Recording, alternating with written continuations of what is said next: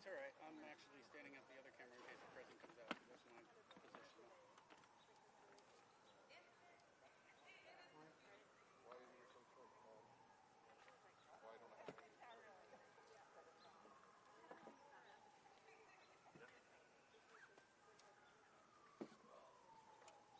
What do you need, Scott?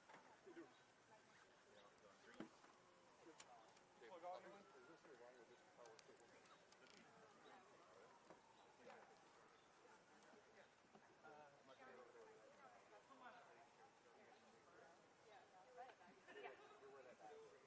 Yeah, the black bag. Not on camera.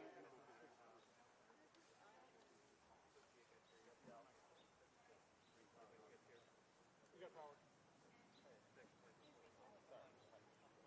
Where's audio?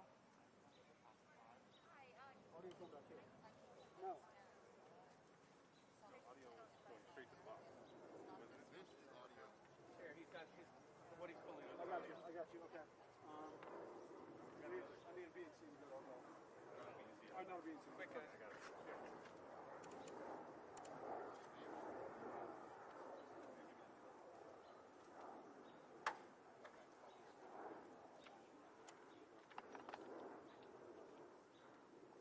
Okay.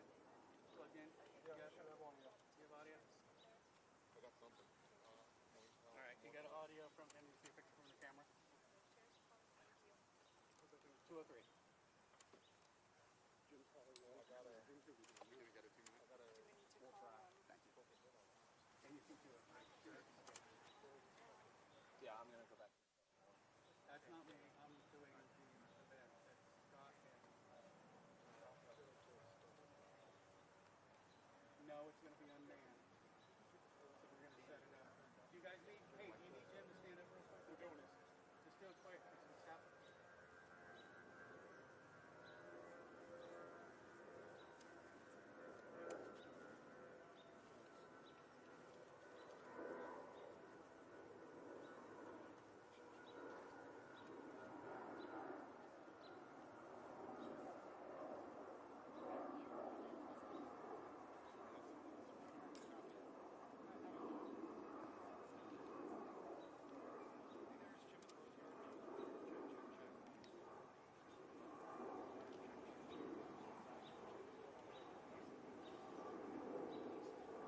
Yeah, John, I hear you fine.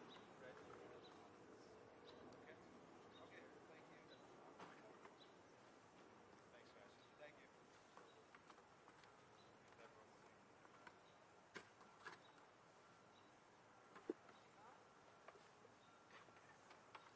Hey, Ryan, I hear you fine. Can you hear me? Okay.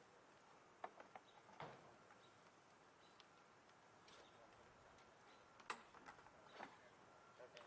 So as long as you got both cameras, the cuts, you got 201, 202, the cuts, 201's head on for pool. You're not going to have control. We'll have to fix that another time. You've got a 200 camera. It's still plugged in if they want to. No. Never mind.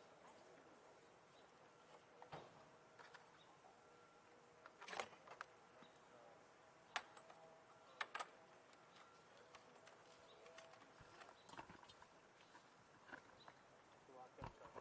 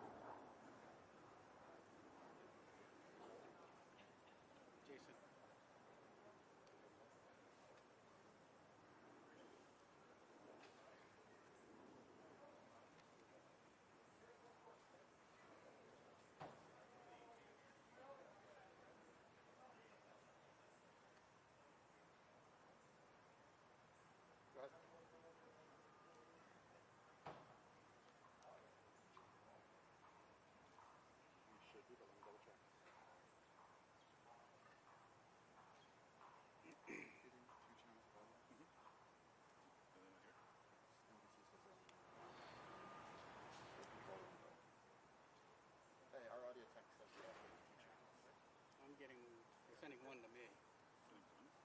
Are you panned in the center to both? Or you got? You're not gonna get close to him. Yeah. 1.7 years out. So the camera's gonna focus faster.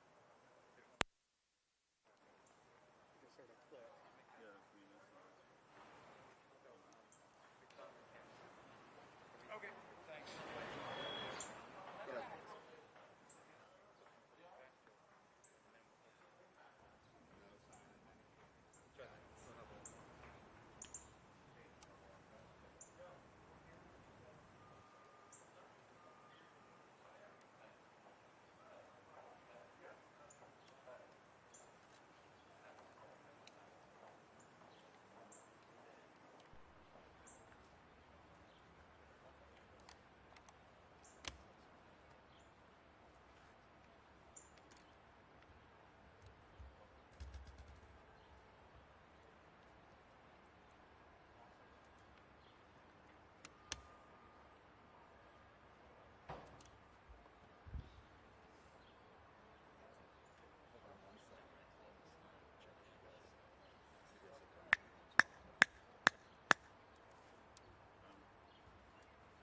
Is that? Get one. Well, he's only sending me one channel, so he's just sending me a mix of the pool and everything. So I'm only giving him one channel. My other channel's just on camera mic. Are you worried about Jim or him? The network said that they're only getting one back. Well, if he's only sending me the one channel, I'm not getting one on 1 and 2, so it's only going to feed back on.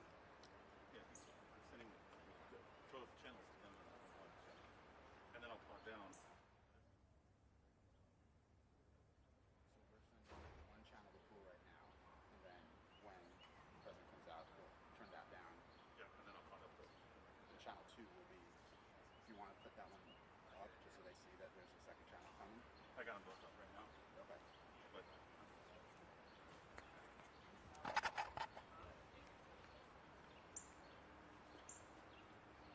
So you just want to explain it to pool, saying that we're sending one audio channel out via pool, and then the second audio channel is going to be through Daca, and that's what'll come out when it comes out. Yes, that's what. Okay. I'm only getting him, like he's mixing the channels, right? Okay. So he basically has Waka going in and Waka coming to me. That's what he's going to hear. well, nothing's coming from Walker right now. Okay. Like So he has his mic in case he needs that. It's all coming out of channel 1 Okay. and it's following all the way down. So they get one line down to 4. Okay. I'd never send 2. I don't know. Hey, so we are sending the one line of audio via pool, and then when the president comes out, Net we're sound gonna mic, net sound have mic. Waka's audio coming in as well. But everything is all mixed through one line.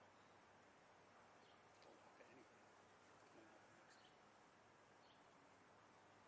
Hey, So that I could do it for two of them?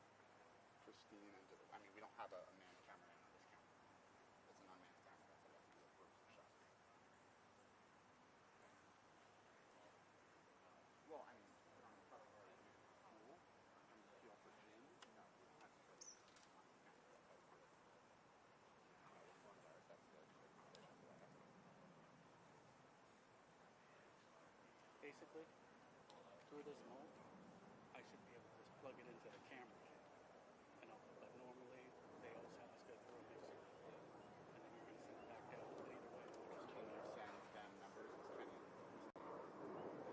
But I don't think we normally have pool cameras on. Yeah. No. Their responsibility is pool cameras. Yes. On a pool bridge. So then that's what we have to do.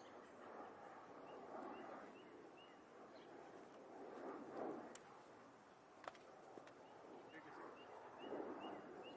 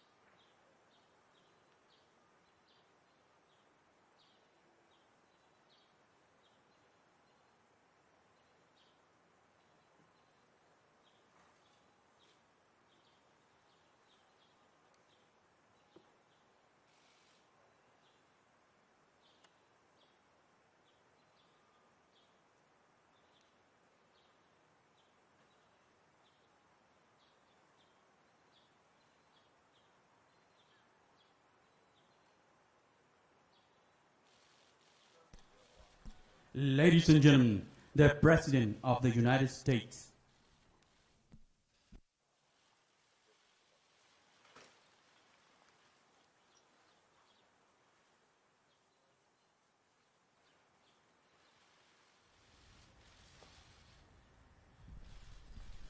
Thank you very much, everybody. Please. Hope it's not too hot, but it's pretty warm. Thank you. So, we've had a big day in the stock market. Things are coming back, and they're coming back very rapidly, a lot sooner than people thought. People are feeling good about our country. People are feeling good about therapeutics and possible vaccines. But we're going to go over quite a bit, and maybe at the end we'll take some questions if we have time. It's not too hot. Today I signed legislation and an executive order to hold China accountable for its oppressive actions against the people of Hong Kong. The Hong Kong Autonomy Act, which I signed this afternoon, passed unanimously through Congress. This law gives my administration powerful new tools to hold responsible the individuals and the entities involved in extinguishing Hong Kong's freedom. We've all watched what happened. Not a good situation. Their freedom's been taken away, their rights have been taken away, and with it goes Hong Kong, in my opinion, because it will no longer be able to compete with free markets. A lot of people will be leaving Hong Kong, I suspect. And we're going to do a lot more business because of it, because we just lost one competitor. It's the way it is. We lost a very, very serious competitor that we incentivized to take a lot of business and do well. And we gave them a lot of business by doing what we did. We gave them things that nobody else had the right to do. And that gave them a big edge over other markets. And because of that edge, they've done really historic business, tremendous business, far bigger than anybody would have thought years ago when we did this gift. It was really a gift to freedom. Today, I also signed an executive order ending U.S. preferential treatment for Hong Kong. Hong Kong will now be treated the same as mainland China. No special privileges, no special economic treatment, and no export of sensitive technologies. In addition to that, as you know, we're placing massive tariffs and have placed very large tariffs on China. First time that's ever happened to China. Billions of dollars have been paid to the United States, of which I've given quite a bit to the farmers and ranchers of our country because they were targeted. And that's been going on for 3 years. It's the first time anybody's ever done anything like that. And prior to the plague pouring in from China, they were having the worst year, as you know, in 67 years. And I don't want them to have a bad year. I want them to have a good year. But they were taking advantage of the United States for many, many years. And that's stopping. But then the virus came in, and the world is a different place. But we're now getting back. And one of the reasons the market's doing so, it's almost at the point that it was at prior to the plague. Almost. We're getting very close. It's a great thing. It's an amazing thing what our people have done and what they've endured. No administration has been tougher on China than this administration. We imposed historic tariffs. We stood up to China's intellectual property theft at a level that nobody's ever come close. We confronted untrustworthy Chinese technology and telecom providers. We convinced many countries, and I did this myself for the most part, not to use Huawei, because we think it's an unsafe security risk. It's a big security risk. I talked many countries out of using it. If they want to do business with us, they can't use it. Just today, I believe that UK announced that they're not going to be using it. And that was up in the air for a long time, but they've decided. And you look at Italy, you look at many other countries. We withdrew from the Chinese-dominated WHO, and we fully rebuilt the United States military. The WHO, World Health Organization, we were paying close to $500 million a year. China was paying $39 million a year. and China had too much say. They worked it very hard, which is a bad thing done by our past administrations, but we were tough, and we were saying, I was asking, I said, why are we paying so much more than China?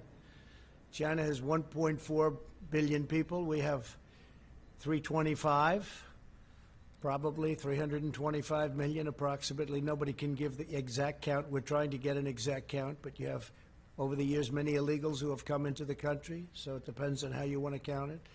But you could say 325 to 350 million people as opposed to 1.4 billion people. And the world trade is terrible. That deal is terrible. The world health is a terrible deal. We've been very tough on the World Trade Organization, and we've been, I guess, as tough as you can get on world health. We withdrew our money. We told them we're getting out. Doesn't mean that someday we won't go back in. Maybe we will when it's correctly run, but they made a lot of bad predictions, and they said a lot of bad things about what to do and how to do it, and they turned out to be wrong. And they were really a puppet of China. And make no mistake, we hold China fully responsible for concealing the virus and unleashing it upon the world. They could have stopped it. They should have stopped it. Would have been very easy to do at the source when it happened. In contrast, Joe Biden's entire career has been a gift to the Chinese Communist Party and to the calamity of errors that they've made. They made so many errors, and it's been devastating for the American worker. China has taken out hundreds of billions of dollars a year from our country, and we rebuilt China. I give them all the credit in the world. I don't give the credit for the people that used to stand here, because they allowed this to happen, where hundreds of billions of dollars were taken out of the United States Treasury in order to rebuild China. There's no company and no country in the world, has ever ripped off the United States like the incredible job that they did on this country and the people that ran it. Possibly it's one of the reasons, certainly it's one of the very big reasons, trade and things related to trade, that I got elected in the first place. I've been talking about it for a long time, along with many other subjects, frankly. Joe Biden supported China's entry into the World Trade Organization, one of the greatest geopolitical and economic disasters in world history. If you look at China and you look at the moment they joined the World Trade, they were flatlining for years and years and years and decades. And then all of a sudden they joined the World Trade Organization, and they went like a rocket ship. They were given all sorts of advantages. They were considered a developing country. As a developing country, they got tremendous advantages over the United States and other countries. And they took advantage of those advantages and then some. Biden personally led the effort to give China permanent most favored nation status, which is a tremendous advantage for a country to have. Few countries have it, but the United States doesn't have it. Never did, probably never even asked for it, because they didn't know what they were doing. As Vice President, Biden was a leading advocate of the Paris Climate Accord, which was unbelievably expensive to our country, would have crushed American manufacturers while allowing China to pollute the atmosphere with impunity. Yet one more gift from Biden to the Chinese Communist Party. They took all of the advantage away from us. They took everything away. They don't have oil. We would have had to close up tremendous amounts of our energy to qualify eventually, not too far into the future. We would have had to do things that would have been unbelievably destructive to our country, including the possible closing of 25% of our businesses. Think of that. And it was going to cost us hundreds and hundreds of millions of dollars for the privilege of being involved in the Paris Climate Accord.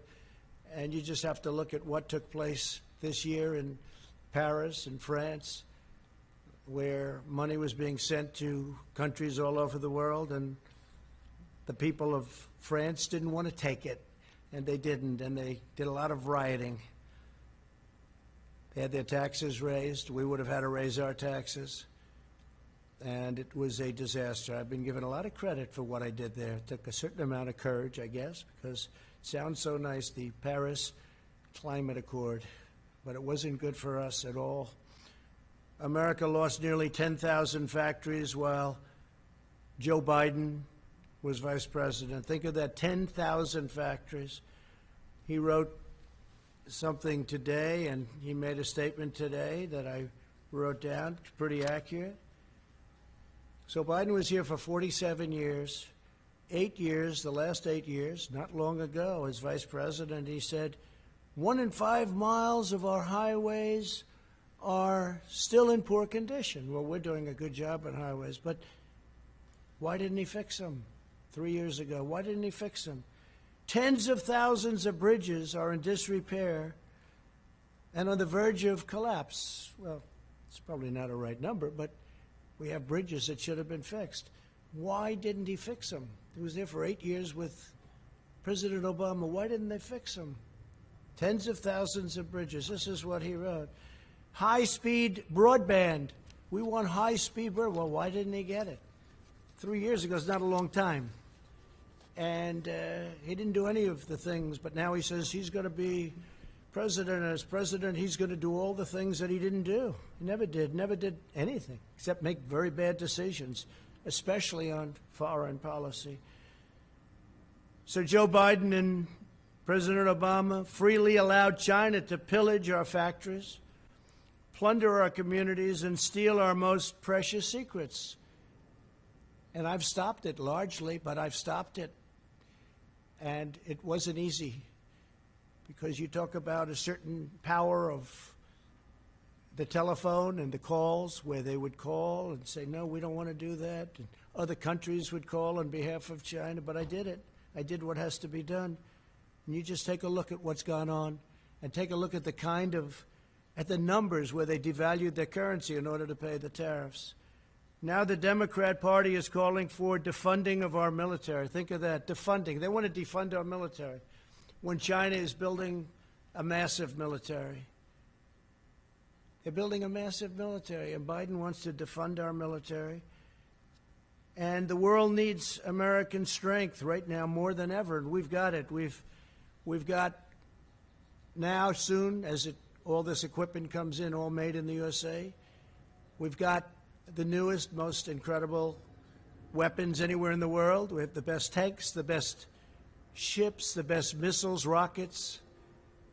We have the best of everything. We have the best fighter jets, the F-35, the F-18. All of these assets are being built. Tankers, incredible tankers, bombers. Hope we don't have to use them. But we have the most incredible military. When I came in, the military was totally depleted. It was at a level that was just absolutely incredible. You know the statements. I made the statements before. I told you what generals told me about our military. And I'll make them again. If somebody needs them, we'll give them to you. Very well documented. As vice president, Biden opposed tariffs, and he was standing up for China. He didn't want to do anything to disrupt the relationship with China, even though China was taking us to the cleaners. He opposed my very strict travel ban on Chinese nationals to stop the spread of the China virus. He was totally against it. Xenophobic, he called me. Xenophobic. A month later, he admitted I was right.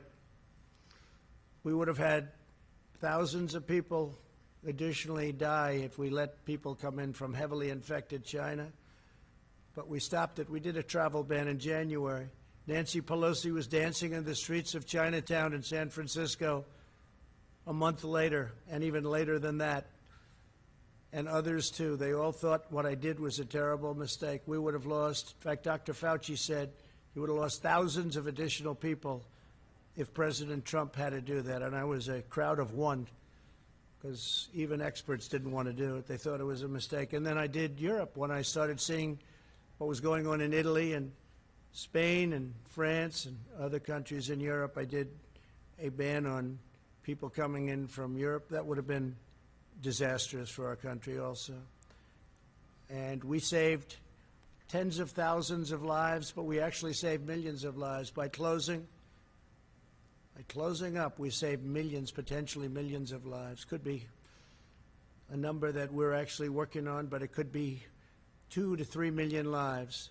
So we're at 135,000, which is terrible. One is too much. But we would have had millions of people dead from this curse that came at us. But we did what we had to do, and now we'll put out the flames as it happens. We have to get the schools open. We have to get everything open. A lot of people don't want to do that for political reasons, not for other reasons. But if we had listened to Joe Biden, hundreds of thousands of additional lives would have been lost. And if you look at the job he did on swine flu, I looked at a poll. They have polls on everything nowadays. And they got very bad marks on the job they did on the swine flu. H1N1. He calls it N1H1. H1N1. Got very poor marks from Gallup on the job they did on swine flu. And they stopped very early on testing. They totally stopped it. They just said stop. And frankly, if we didn't test, you wouldn't have all the headlines because we're showing cases. Now, we have just about the lowest mortality rate. But if we did, think of this, if we didn't do testing, instead of testing over 40 million people, if we did half the testing, we'd have half the cases. If we did another, you cut that in half, we'd have yet again half of that. But the headlines are always testing. Now, the testing is a good thing, but at the same time, it's fodder for the fake news to report cases. So we're doing 40 million plus, going to be very close to 45 million people. And when I turn on the news, I see cases, cases, cases. They don't talk about deaths being cut down to a level that actually tenfold they use. I got that from one of the very respected media outlets, tenfold, cut tenfold, yes, but they don't talk about that. They talk about cases, and the cases are created because of the fact that we do tremendous testing. We're the best testing in the world. We now make ventilators for the world. We had very few ventilators. There wasn't one person in any hospital anywhere in this country that needed a ventilator that didn't get it. And that was because we mobilized to a level, using the Purchasing Act in some cases, we mobilized to a level that nobody thought possible. Nothing's happened like that since World War II. Our task force has done a great job. Mike Pence works so hard, it gets so little credit. Sad to see that, actually. But he works so hard, gets so little credit. The governors would tell us, we'd be on the phone with 50 different governors. They'd all tell us what a great job, great job. And then they'll go to the media and say, well, they didn't do such a good job. Well, we did a great job. We made a lot of governors look fantastic. We did in New York. What we did in New York was one of the most incredible things. 2,800 bed in Javits Center, but the governor used very few of them, unfortunately. Then we moved in our great hospital ship, one of our two great. We moved one also to Los Angeles. And we could have used that for our senior citizens. We could have used it for other people. They could have used it instead of sending our seniors back into nursing homes that were infected, where you lost thousands of people. Thousands of people in New York died because of poor management by the governor. And it's a very sad thing to see, and very sad to watch, and very sad to look at those statistics. But we have an incredible Javits Center that we built with thousands of beds. I think it was 2,800, all ready to go. And they could have sent people there, or they could have sent senior citizens there instead of sending them into the nursing homes. And after all of that work and getting it done, the Army Corps of Engineers, I mean, the job they did was incredible. They built it in a matter of days. When it was all completed, FEMA, everybody was there, doctors. We ended up getting doctors. They said, we can't man it. They said, so we'll man it and woman it. And that's what we did. We brought in doctors, nurses, everything. We're all set. We said, where are the people? They didn't send the people. Very few people came in. They could have sent them into the Javits Center. They could have sent them to the hospital ship, which was virtually unused, but we were there. By contrast, my administration acted very early to ban travel from China, from Europe, saving all of these lives. Incredible. And I want everyone to know, I want every citizen to know that we're using the full power of the federal government to fight the China virus and to keep our people safe. Through Operation Warp Speed, we will deliver a vaccine in record-breaking time. We're doing very well on the vaccines. We have many, many different vaccines being studied right now, many of which are looking really good. And we're ready to distribute the vaccine when we get it. We're all set, taking a risk, an economic risk of preparing for delivery because we feel very certain it's going to be there. But logistically, we have our military ready to go. We have generals. That's all they do is distribute things, and they're going to be distributed, hopefully, a vaccine or a therapeutic. And it's coming out really well. And I think you're going to have some good news very, very quickly having to do with the vaccines. We're also working with many other countries on the vaccine. Many countries are working with us. We're unleashing our nation's scientific genius to kill the virus. Joe Biden didn't just side with China on the virus. He did. He called me, again, xenophobic. That's what he said. You all heard it many times. He described the rise of China as, quote, a very positive development. Not a positive development. Not for us, it's not. He said that the idea that China is our competition is really bizarre. He's really bizarre. He said China's not a problem. No. Nobody's ripped us off more than China over the last 25, 30 years. Nobody close. And he says China's not a problem. Now he takes it all back now. Now he wants to be Mr. Tough Guy. But for years, 47 years, he never came out against China, never said anything bad, just the opposite. His son walked out with $1.5 billion of money to invest where he'll make hundreds of thousands of dollars, maybe millions of dollars a year. Walked out with $1.5 billion. I asked one of the biggest people on Wall Street, maybe the biggest, is that possible? He said no. He's never seen it. They don't do that.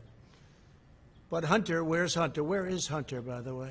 Hunter Biden walked out with $1.5 billion. In Ukraine, he got $83,000 a month and I guess an upfront payment of $3 million. So he went from not having a job to getting $83,000 a month with a lot of money paid up front to work for Burisma. And you all know about Burisma. But nothing happens. Nobody cares.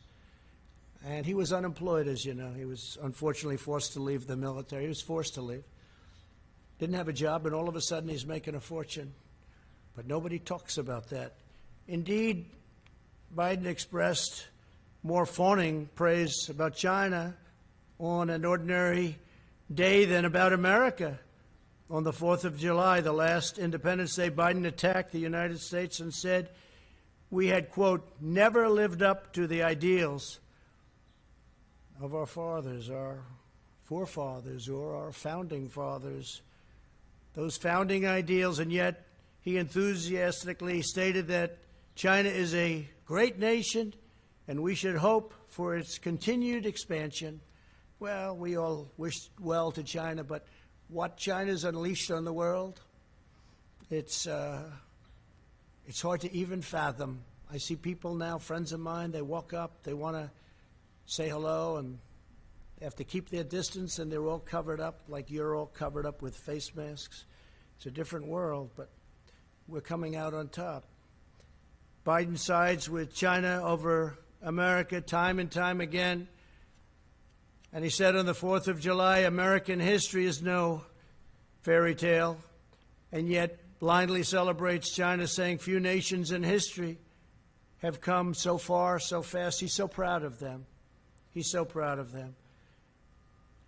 Now Joe Biden is pushing a platform that would demolish the U.S. economy, totally demolish it. So we built the greatest economy in the history of our country, greatest in the history of the world. That was a few months ago. Best unemployment numbers ever. best for African American, Asian American, Hispanic American, best for women, best for everybody, best for young people that didn't have a high school diploma, didn't have a college diploma. They had a diploma, they were really in good shape. We built the greatest ever stock market highest ever in history. We had 143 days of all-time stock market highs in just less than 3.5 years. And we had to close it down because we did the right thing by doing that. As I said, we saved millions of lives. But China was saying, this is incredible what's going on. China was for the first time respecting the United States. And now they want to do something that's much different, Joe Biden. So I've watched this, and I've watched it with great interest. We're building our economy again. I guess the stock market went up almost 500 points today or something thereabouts. You'll check, but it was up a lot when I left.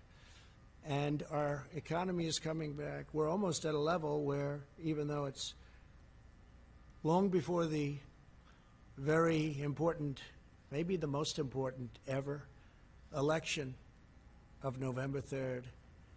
We're long before that, but we're close to record stock markets again, and NASDAQ hit an all-time high for the 16th time. Think of that, for the 16th time over the last month or so, for the 16th time. So one of our markets already hit an all-time high. Today, Joe Biden gave a speech in which he said that the core of his economic agenda is a hard left crusade against American energy. He wants to kill American energy. He wants to re-enter the unfair, one-sided Paris Climate Accord, which will destroy us, at the expense of many other nations who benefit. It was actually drawn, in my opinion, to take advantage of the United States, just like so many other deals are done to take advantage of the fools running the United States. But this would do nothing for the environment, but would cripple American industry while greatly helping China. He wants to impose massive energy taxes and job-crushing mandates to eliminate carbon from the United States economy. Let him define the word carbon, because he won't be able to.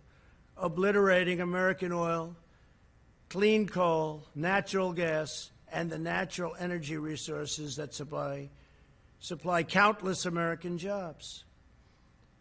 Joe Biden put AOC, a young woman, not talented in many ways, in charge of his energy plan and the environment, essentially.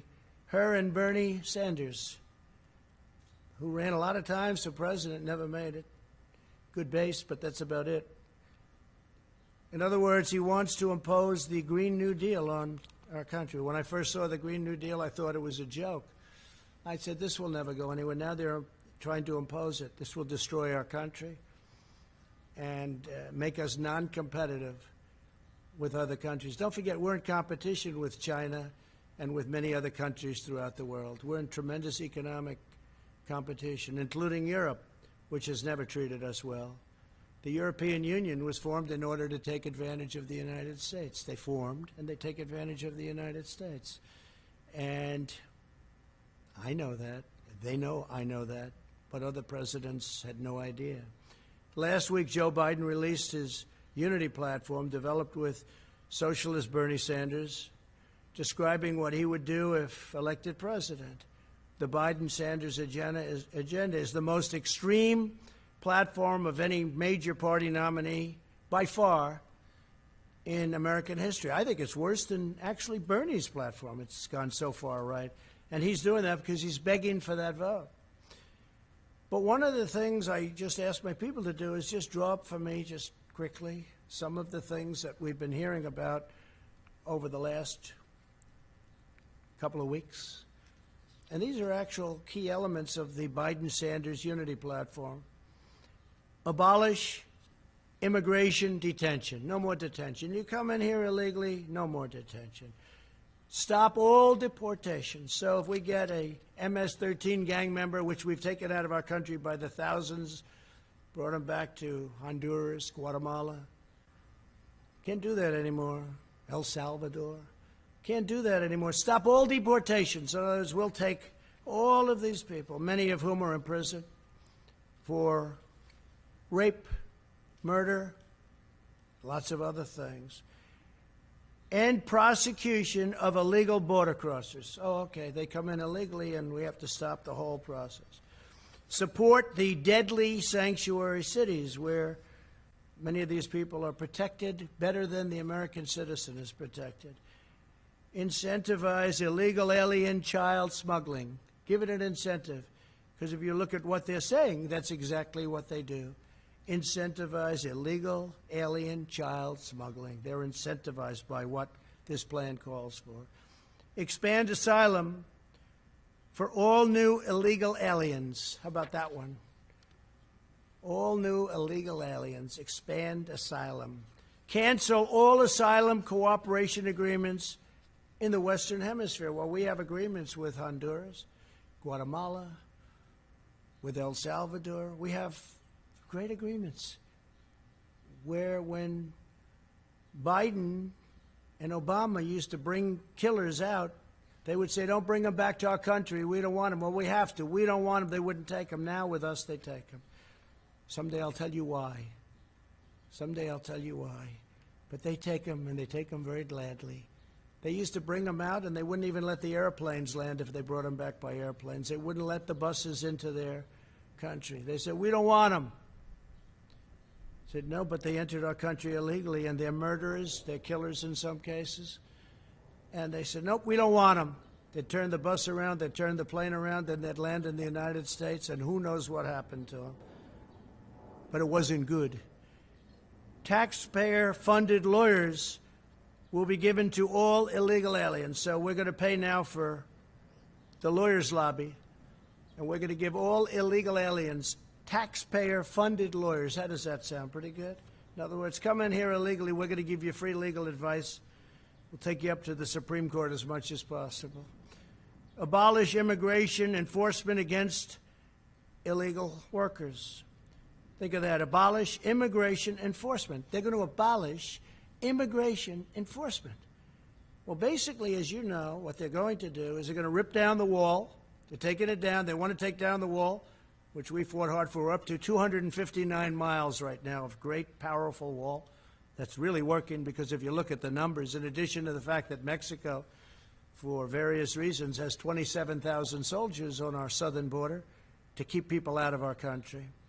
And I appreciate it. We had a great meeting last week with the president of Mexico, great guy, friend of mine, become a friend of mine. A lot of people thought that couldn't happen because we're very opposite in terms of our views, maybe even in terms of our temperament, but he's a great guy and he's a friend of mine, and they've been terrific. Mexico has been terrific. 27,000 soldiers on our border, Mexican soldiers, and we have great, great numbers. We get rid of so many different things. Catch and release is gone. So many different things have taken place. We used to catch them, take their name, and release them into our country. We don't do that anymore. We now release them back where they came from. Sometimes we'll bring them back to their country. Grant work permits for illegal aliens. So if you come in illegally, you get a work permit. People that live here don't get work permits in many cases. Provide taxpayer subsidies and welfare for illegal aliens and new immigrants.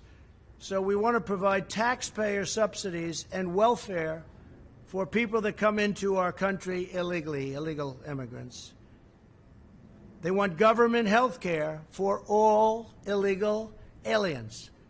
This is part of their plan. I'm not making this up. This is all down in their plan from last week. And this is good compared to what I heard today. Federal student aid and free community college for illegal aliens. What do you think about that? Federal student aid and free community college.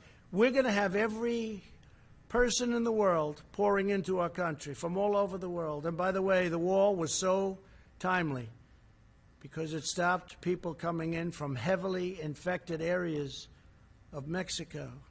If we had that, we would be in trouble like you wouldn't believe. You wouldn't believe. And remember, cases is different than deaths. and cases we give you because our testing is the best in the world. And by the way, by far the most. 45 million. Find out which country tested 45 million people. If China, if Russia, if India tested 45 million people, or if they did tests like we did, check out how many cases they'd have. But it's still, we've done a great job, get no credit for it, and I don't want the credit. I want the people that have done this great job, the people that have done such an incredible job on building the ventilators and doing the testing and building a testing platform that's been amazing. We have many platforms. Many companies have come up with different forms of tests. When we started, there was no such thing. Sign new immigrants up for welfare immediately. This is Joe Biden. So they walk off and they come in and they put a foot into our land and we sign up new immigrants up for welfare. We sign them up immediately. They get welfare benefits. United States citizens don't get what they're looking to give illegal immigrants. Think of that. Sign up. It's hard to believe I'm even reading that. New immigrants for welfare immediately. Not to mention the cost of this, which is incalculable. The cost of this is so crazy. End requirement for immigrant self-sufficiency and maximize their welfare. Now, this is us writing this. Who's not coming to the United States? Every person from South America is going to pour in. Every person from other countries, they're going to be pouring in. End requirement, think of that, for immigrant self-sufficiency. And remember to maximize welfare. So we're giving a maximum. Then we have massively expand immigration during a global pandemic, taking jobs from unemployed Americans. End all travel bans, including from jihadist regions. So now we have travel bans. A lot of you said I didn't get the travel ban, and you were wrong. We got the travel ban. We lost in the Ninth Circuit. We lost again in the Ninth Circuit, and then we won in the Supreme Court. We have a very strong travel ban. And we don't want people that are going to come in and blow up our cities, do things. And frankly, with the liberal Democrats running the cities that we do have, where they do have problems, maybe they wouldn't mind, but I would mind, and the people of this country mind. So listen to this. End all travel bans. He's talking about the ban that I won, that everybody said I didn't win. They said I didn't win because in the lower court we lost, that we lost in the appellate division, and then we won in the Supreme Court. So he said he lost, and they're right at the lower level. But in the meantime, we won in the Supreme Court. So it's in effect, but they didn't say that. They said he lost, which again is fake news, but that's the way they do it. So end all travel bans, including from jihadist regions. They specified that. Grant mass amnesty. Everybody gets amnesty, mass amnesty. Think of that. And this is create a roadmap to citizenship for massive, massive numbers. And we're not talking about Daca because I'm going to take care of Daca much better than the Democrats did. The Democrats had their chance, and they blew it. But we're going to take care of Daca because I'm going to be doing, in the not-too-distant future, pretty soon, I'm going to be signing a new immigration action, very, very big merit-based immigration action that, based on the Daca decision, I'll be able to do. Vastly expand low-skilled immigration to the United States. So they want a lot of people come in with low skills. I like merit. Think of that. Vastly expand low-skilled immigration to the United States. These are the things that are in the plan. This is Biden. Biden's gone radical left. Increase refugee admissions by 700%. Huh. That's a lot. By 700%. Nobody's ever heard of such a thing. Increase refugee admissions by 700%. Abolish law enforcement as we know it. I think the police do an incredible job in this country. And you're going to have a rogue, terrible cop on occasion, like you do in any industry, in any business, in any profession. But I think they do an incredible job. Abolish law enforcement as we know it. End cash bail. No bail. Just, we let you right out. Look at what's happened to New York. Crime is up, shootings are up at numbers that nobody's ever seen before. Look at Chicago. What a disaster. And we're waiting for them to call us because we're all set to go. We have the FBI. We have Homeland Security. We have everybody ready to go. We have the National Guard. They're all ready to go. End cash bail, releasing dangerous criminals onto our streets. Cash bail. New York just did that. Other places have done it. They haven't turned out too good. Abolish completely the death penalty. And I know there's a lot of debate on the death penalty, and there has been for a long time, but sometimes you use the death penalty, depending on the crime. You know what happened today with regard to the death penalty. Appoint social justice prosecutors in order to free violent criminals. So they want to appoint social justice prosecutors to free violent criminals. End mandatory minimums.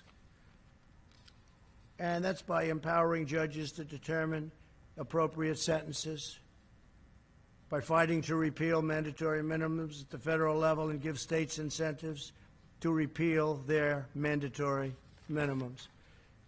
We could go on for days. Incentivize prison closure. So they want to close our prisons. They now want to abolish our police departments. They want to abolish our prisons, I guess. Incentivize jail and prison closures as populations decline. Ensure the resources saved are invested directly into those communities. So they want to close them rather than have them for some very bad people, people that are not going to behave when they get out. You see that in New York. They allowed a lot of criminals out, and those criminals are causing havoc. And then they got rid of their incredible and legendary crime squad. And bad things are happening in New York. Bad things are happening. I love New York. I hate to see what's going on. End solitary confinement. Free federal housing for former inmates. So federal housing now can go to inmates, former inmates. Rejoin Paris Climate Accord and seek an even higher level of restrictions. Oh, I didn't notice that. Oh, I see. So they want to rejoin the Paris Climate Accord, and they want to seek an even higher level of restriction. In other words, make it worse than it was. Mandate net zero carbon emissions for homes, offices, and all new buildings by 2030. That basically means no windows, no nothing. It's very hard to do. I tell people when they want to go into some of these buildings, how are your eyes? Because they won't be good in 5 years. And I hope you don't mind cold office space in the winter and warm office space in the summer, because your air conditioning is not the same as the good old days. Mandate zero carbon emissions from power plants by 2035. Zero. We're talking about zero. Nothing can go in the air. Mandate net zero carbon emissions by 2050. And I believe he's changing that. He's bringing it down. He wants no petroleum product. He wants no oil or gas. I don't think Texas is going to do too well. They're going to get rid of about 7 million jobs if you go by the Biden plan. I don't think that Oklahoma, North Dakota, Pennsylvania, you're going to be too happy with that, and many other states, Ohio. Mandate all 500,000 school buses and all 3 million government vehicles be changed to zero-emission vehicles within 5 years. I've heard of worse than that. Install 500,000 taxpayer-funded charging stations nationwide. Here's a bad one, really bad one. End school choice. There is nothing that the African-American community wants more than school choice.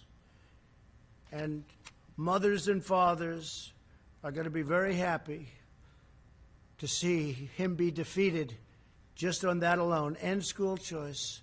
So Joe Biden wants to end school choice. end tax credit scholarships serving disadvantaged students in 26 states, oppose 14 million Americans with education savings accounts, and get rid of school choice, having to do with school choice. Eliminate school choice in Washington, D.C. You know what they've done in Washington. They have some incredible example right here. Example. I know of one example. I think they have a number of them, but one is incredible. Abolish all charter schools. Charter schools are doing great. Ban funding for charter schools in poor neighborhoods. We don't want charter schools in poor neighborhoods. Well, that's not fair. Abolish educational standards.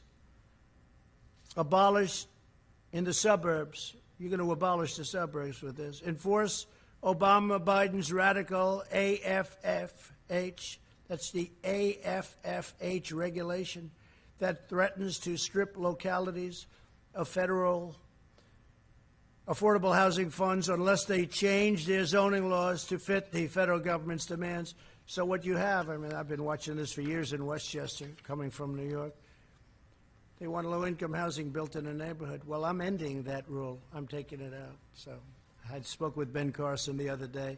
We're going to be taking it out. I've watched that whole thing go, and now they want to make it twice as bad in the suburbs. In the suburbs. Mothers aren't happy about that. Fathers aren't happy about that. They worked hard to buy a house, and now they're going to watch the housing values drop like a rock, and that has happened. Drop like a rock.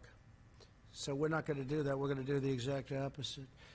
Probably there has never been a time, and this is just a few, it's much worse than that.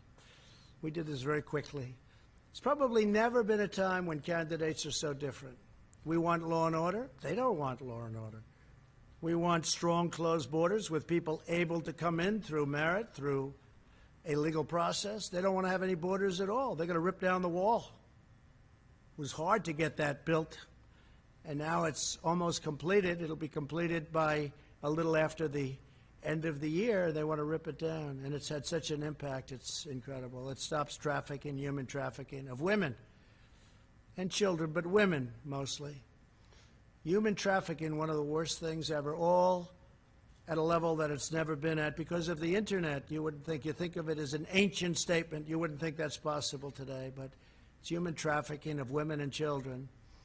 And they want to let that continue. The wall has stopped it so much because they will go over to a section where there aren't people, not an entry point, and they'll make a left into the United States.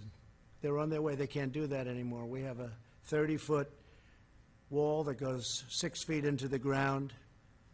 It stops a lot of the tunneling because they're pretty good at tunnels. But we watch the tunnels, and we have equipment for that. But you can't make a left anymore and come into the United States loaded up with human traffic. So they want to take down the wall. They want to have open borders. Think of open borders today, though, with the pandemic. I mean, the timing is sort of interesting, but with the pandemic. So there's never been a time when two candidates were so different. I mean, I've seen races where it's like the same exact platforms. I'm even talking about essentially Democrat, Republican. There's not that much difference. There's a little difference, but there's not much. You choose one because you like the way they look. You like the way they sound. You like the way they talk. You like something about one, and you don't like the other. But there's, there's never been a difference. Here's one of the greatest differences. This is, without question, the single biggest difference if you want law and order. For instance, I enacted recently, when I saw all that was going on with federal monuments, we don't have the right to do states, although we're trying to find it. But with the monuments, where they wanted to rip down Andrew Jackson, they wanted to rip down George Washington. They were actually heading over to the Jefferson Memorial, if you can believe that. But this has been going on, and I found an act that we've used, and we have many, many people in jail right now. Many, many people in jail all over the country because they tried to destroy, or in some cases got it down, a federal statue or monument. We haven't had anybody making a move since I enacted this. I signed an executive order a couple of weeks ago, and it says very simply, 10 years in jail. You do it, 10 years in jail. The amazing part is we were able to catch everybody because thanks to all of you on television, we appreciate it. But we have their pictures. We have the man standing on Andrew Jackson's horse. We have the man standing by General George Washington. We have everybody standing. They were going to go for the Emancipation Proclamation, Abraham Lincoln, standing with a young man who was being freed. And we said, we're going to do something. We can't let this happen. Now, it could be removed at some point. You go through a process, a legal process, go through Congress, whatever. I understand that.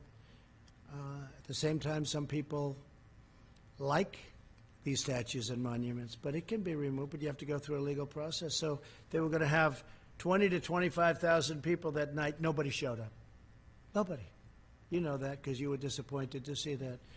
The next night, I believe 22 people showed up. They said, we're going to make it Friday night instead.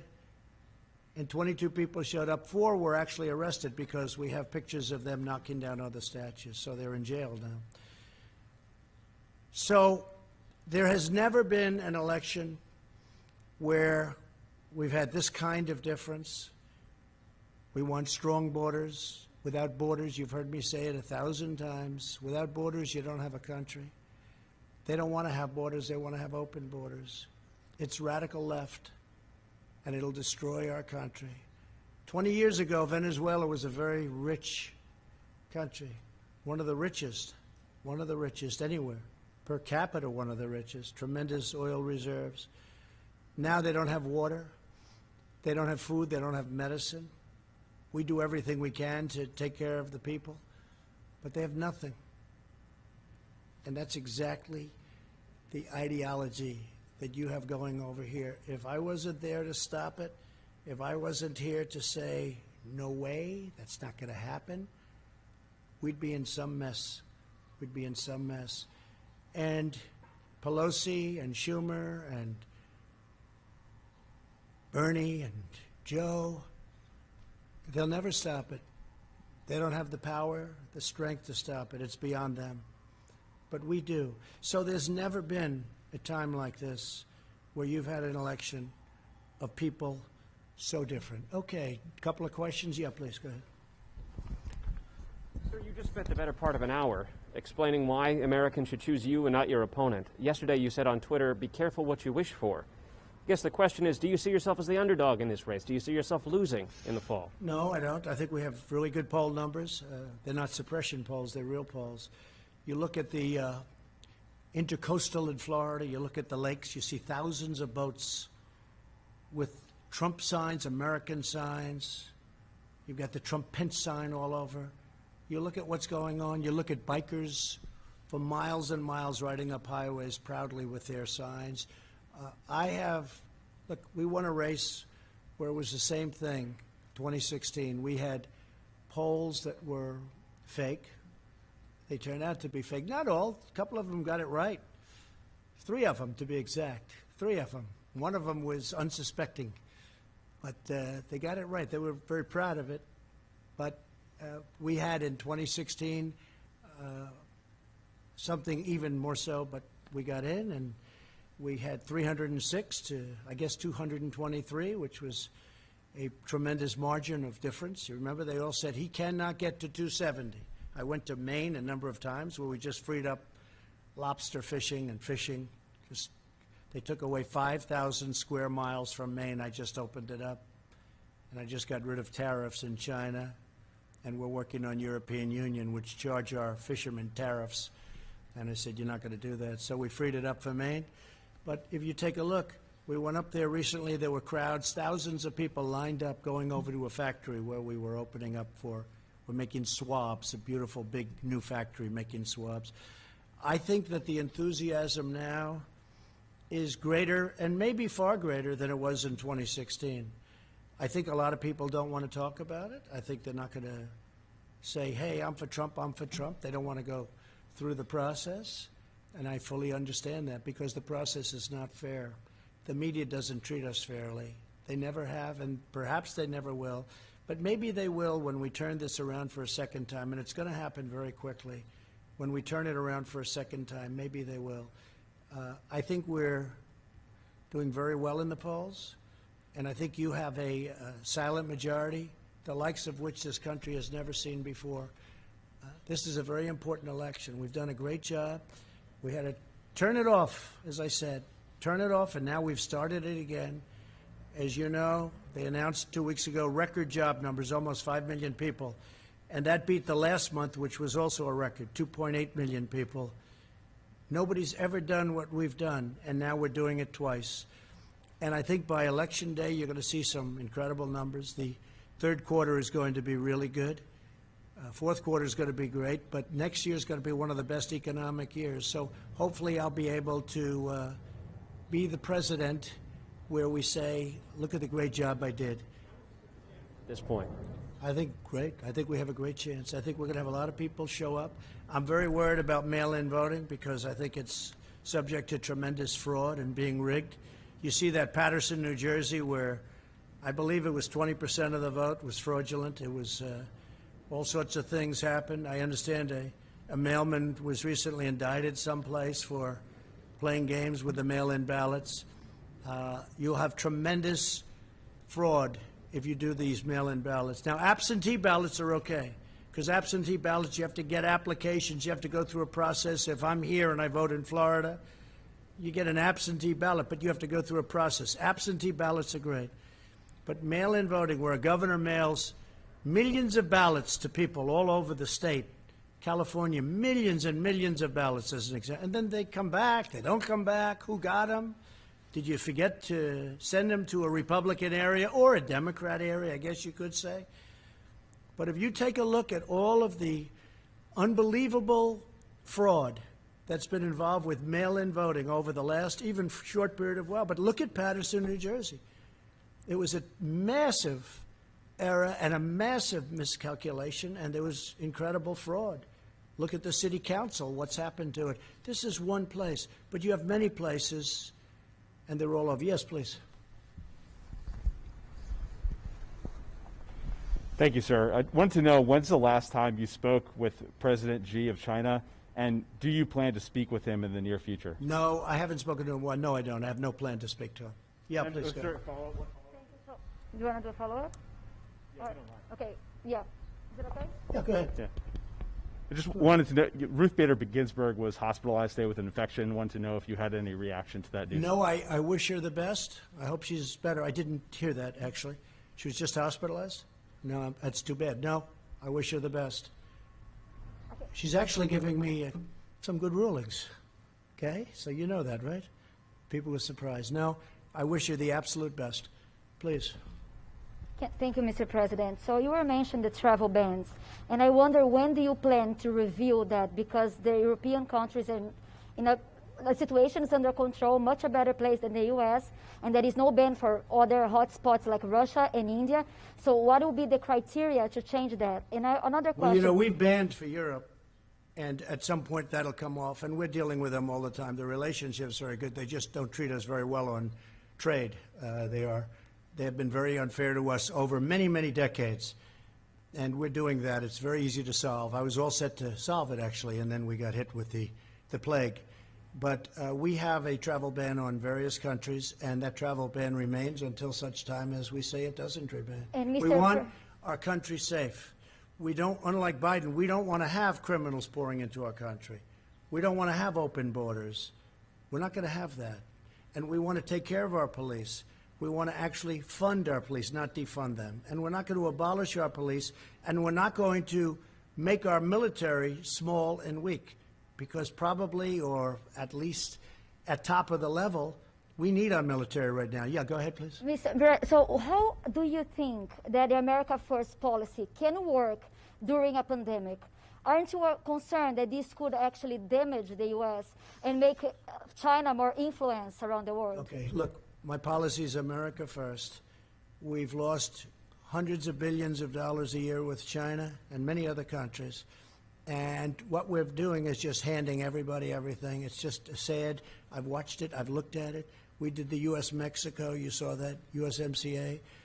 We made a very fair deal on trade. We had the worst deal ever, right? You know that. We had the worst deal ever, and it replaced that. It replaced that horrible NAFTA deal that was one of the worst trade deals ever made. I'll tell you, the only deal that might be worse is the WTO, World Trade Organization. Maybe worse. OAN, please. Thank you, Mr. President. Your administration has taken tangible steps to ensure that Chinese companies are not taking advantage of our U.S. stock markets, our trade.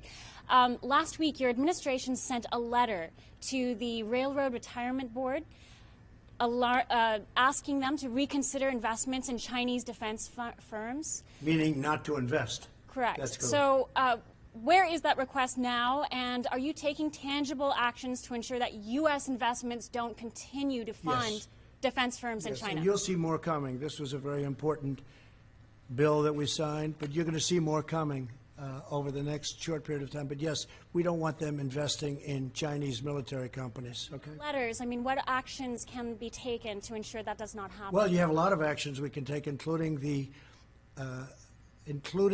increase. You know, right now people don't know China's paying a lot of tariffs. We made a China deal, and they bought just, I think, the third highest amount of corn ever in world history. They just bought from us the highest amount, which is great for our farmers. But I view it differently than I did before I made the deal. When I made the deal, I thought this was a great deal. After what happened to us, what happened to the world coming from China, I view it much differently. But we can impose massive tariffs on China if we want, and other countries if we want. And we'll see. We just want to be treated fairly. We want a level playing field. Our farmers were never treated properly by anybody, and they were targeted by China. You know, I paid our farmers $28 billion over a 2-year period because they were targeted to that amount of money, to that exact amount of money, 28. It was $16 billion, and it was $12 billion, 28 over a 2-year period. And we gave $28 billion to our farmers. That's why they're all here. And now they're doing very well. Our farmers are doing very well because we made really great trade deals. USMCA just kicked in. The China deal, they're buying a lot. They are buying a lot. We'll say that. They're buying a lot. A lot of people ask, how are they doing on the trade deal? They're buying a lot. So I want to thank everybody, and we'll be having these conferences. Again, we're going to be signing an immigration act very soon. It's going to be based on merit. It's going to be very strong. We're going to work on Daca because we want to make people happy. And I'll tell you, even conservative Republicans want to see something happen with Daca. The Democrats had their chance for 3 years to do something with Daca, and they always turned it down. They always turned it down. They used it as politics. I'm using it to get something done. But we'll be signing a very powerful immigration act. It'll be great. It'll be merit-based. The country's tried to get it for 25 or 30 years. It'll be strong on the border, but you'll come in legally, and you'll be able to come in legally. And very importantly, we'll be taking care of people from Daca in a very Republican way. Republicans, I've spoken to many Republicans, and some would like to leave it out, but really they understand that it's the right thing to do. So we're going to be taking care of Daca. We will be doing for Daca what the Democrats had a chance to do, and they never did it, okay? Thank you all very much.